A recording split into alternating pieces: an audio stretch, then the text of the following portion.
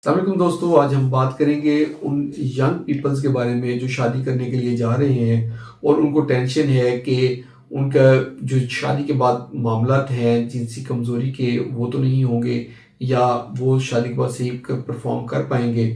ये इस तरह के दोस्त बहुत बेहरारवी का शिकार कई दफ़ा हो जाते हैं और गलत लोगों की सोहबत में, गलत लोगों के मशवरे से गलत लोगों के पास चले जाते हैं।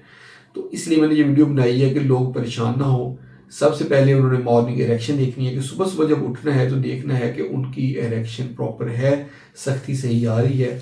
अगर सुबह उठने से सख्ती ठीक आ रही है तो कोई प्रॉब्लम वाली बात नहीं है, दैट्स ओके, किसी मेडिसिन की किसी चीज़ की ज़रूरत नहीं है।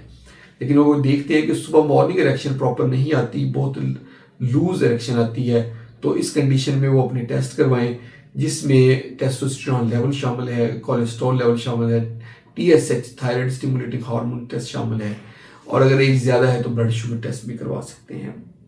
ये टेस्ट वो कराएंगे, अगर इसमें कोई प्रॉब्लम आ रही है तो उसके मुताबिक उनकी ट्रीटमेंट की जाएगी।